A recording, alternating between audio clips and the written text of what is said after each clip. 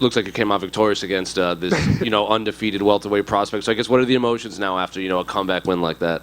Man, it feels great. I mean, not to just go out there and get the job done and get the finish as well. It feels great. I mean, I feel like with where I was at in my career, where things were going last year, open up this year with a statement win like that, I feel like that's exactly what it needs to do. And obviously, you faced the who's who at the welterweight division, but in your preparation and the ability to implement your game plan is kind of what you're known for. But did that fight play out as you expected? Because obviously, Mike looked obviously really like the total package in those first 2 rounds before you pulled it out at the end. Yeah, I mean, watching film, we definitely expect him to blitz forward a lot more and be a lot more aggressive in his strikes and that kind of thing, forcing the takedowns, looking for submissions. But he definitely played it very smart in the early rounds, being very patient on the outside, kind of forcing me to find him in the octagon and just kind of this kind of countering me from the outside, so to speak. So that wasn't anticipated at all. But being down 2 rounds, going to the third, the coach was like, "Hey, throw a crush to the wind. You should get in there and get it done." So I just went for it. How much of your game plan did you have to alter in there then, given what you were seeing in there that you weren't expecting? A lot. I mean, especially with him being a real good submission guy. I mean, I think he won 6, 7 fights with the guillotine. So put my neck or head in a compromised position, going for a takedown on him was definitely something we didn't want to do. But when you're down 2 rounds, you kind of have to take a chance and go for it. And the third round played out how we thought the early round was going to go. If I went for a takedown, I thought he would jump for the guillotine right away. And as soon as he did it, I was like, all right, I have to capitalize his position to kind of advance, and I let him sink his legs around my waist to finish the choke kind of thing, and was able to do just that. Given what you said, where you were at in your career, the pressure that you put on yourself, and to get this victory against Mike in Toronto, where does this win rank in terms of your career? Obviously, you beaten bigger names than Mike, but just at this moment in time, where does this rank?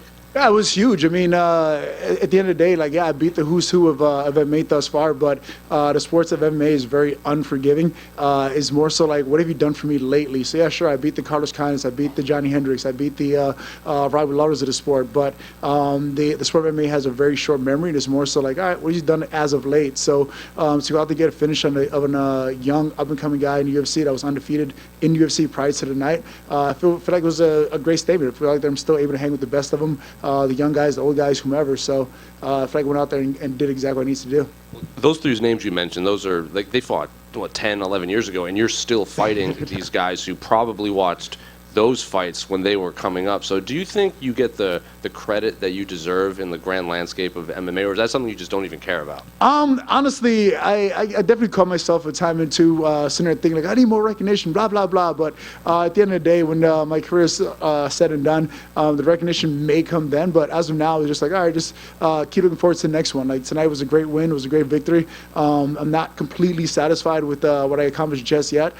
Still have some more hunger in me, still have some more in the tank to go out there and continue to accomplish more. So definitely not content with tonight's victory. I know I have a lot more that I'm capable of, a lot more that I'm able to show. So on Monday, right back to drawing board to continue moving forward. I think I know the answer to this, but how do you want the rest of your 2024 to look like? And how as busy as possible. I mean, we were literally walking into this room trying to lay out the fights that are coming out of the welterweight division. I mean, the sooner I get in there, the better. I mean, I feel like I'm in a great space right now as far as balancing personal life, professional life, and that kind of thing. Right now, I feel like I'm in a great place to continue moving forward and making this a year to really make a run. What are some of the fights and names that you think would make sense in the next couple of fights? So right now, a lot of the guys in the welterweight division are tied up. I mean, you have a huge welterweight card taking place in Atlantic City next month. You have MVP versus Holland coming up next month or in March. You have Gilbert Burns going against Jack Della his name. Yeah. So you have all these fights that are coming up. So I kind of have to sit back and watch how some of these fights play out, so to speak, and see what's available. But at the end of the day, I mean, I've been a guy to take advantage of short-notice opportunities. And right now that I have my life in order, I'm definitely in the gym, just making sure I'm prioritizing different skill sets. Like tonight, tonight was definitely an opportunity for me to gather some data as far as what I need to work on, where I need to improve. And come Monday, we're doing just that. Is it difficult for Neil Magny to sit back and relax watching fights? Oh, 100%. This is the most difficult thing ever, especially with some coffee. I mean, I just love it, man. I love this sport. I mean, there'll be a day where I can learn how to compete in this sport. So as I'm young and healthy, I want to get in as much as possible.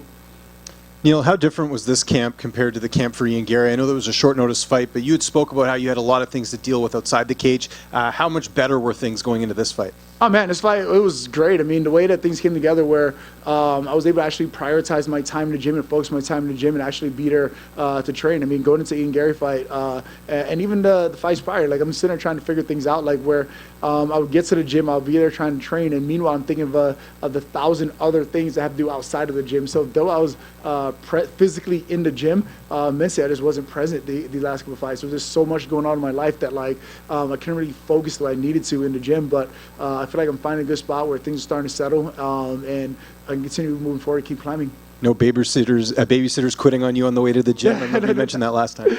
Yeah, I mean, that's literally just life and the way it goes, man. I'm very fortunate to have the group of people around me that I do. I mean, nothing like rocking your baby to sleep before resting practice and getting it done. I mean, like literally when I said all hands were on deck for preparation of this fight, it was literally just that. I mean, getting my kids to cooperate to go to bed at a decent time so we can all rest and wake up, getting ready for school, and be out the door for training on time. It was literally an all hands on deck type thing, trying to balance single dad life and professional life and everything else. It was it was amazing. I'm happy to see that it's finally coming together and is going well, and I look forward to keep moving forward. And with that win, you've climbed up again on the all-time wins list for the UFC. It's interesting, like remembering how long ago you've been in the promotion. Like, is that something you can kind of reflect on? I know you've never fought for a title, but that's got to feel good in your career, being with some of the other names that are up there for the all-time wins. Yeah, for sure. I mean, even with this week talking to Raquel about it, she was like, "Hey, how long have you been in UFC for?" And I was like sitting there doing the math, like, "Oh yeah, I've been fighting UFC banner since 2012 now." I mean, literally a third of my life has been spent under the UFC banner when I think back on it. I mean, that's a huge privilege, a huge honor, and I'm very grateful to do it all. I mean, especially as being in a place where physically, mentally, I feel like I'm still all there, so to speak. So it's being a number of fights that I've been through, being able to travel the world and fight the guys that I fought and still be present, not just physically, but like mentally as well. Like still being able to like have complete sentences and everything else like that. I'm like, man, that's a lot. So definitely fortunate for it all, and I appreciate it all. I know it's like close to like 1 a.m. here in Toronto. What are your plans? Like I'm sure you're going to enjoy the victory a little bit here, whether it's here or back in Colorado. Oh, we're about to celebrate. My son turns 4 years old tomorrow. I'm flying home to celebrate right now. I mean, literally I'm getting off the plane and racing home to go pick him up, celebrate his birthday. Last year I was in Brazil on his birthday and got to miss it. This year, Daddy's coming home. We're about to celebrate. What time's your flight tomorrow? I think about 6 a.m. So literally, wow, so you're just leaving here and going right to the I literally packed my bags before coming to the arena tonight. I'm literally a man on a mission this week. I knew I was going to come here, fight, and then get home to my son as soon as possible. Trying to win that Father of the Year award or what? And I'm going for it. Yeah. For me, that's the most important title in the world right now. So the fact that I was able to go out to get the job done tonight and go home and be super dad, I can't wait for it. Neil, can I get one? This is unrelated to your fight, but you might be in a unique situation that you would probably have a better answer than most. There's been this debate over what makes a UFC Hall of Famer, and it's kind of really come down to like Daniel Cormier doesn't think that Jim Miller is necessarily a Hall of Famer. He never won the title, but he has the most wins.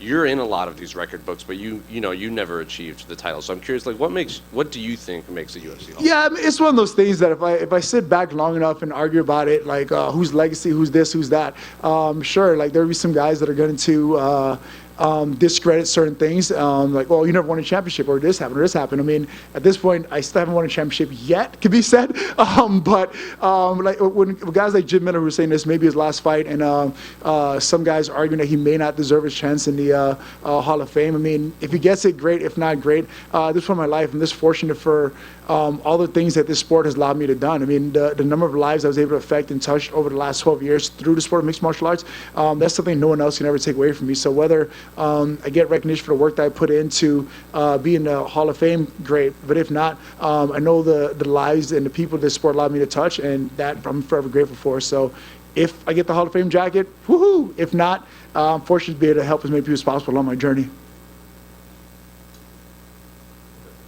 Cool. Awesome. I appreciate you guys. Thank you.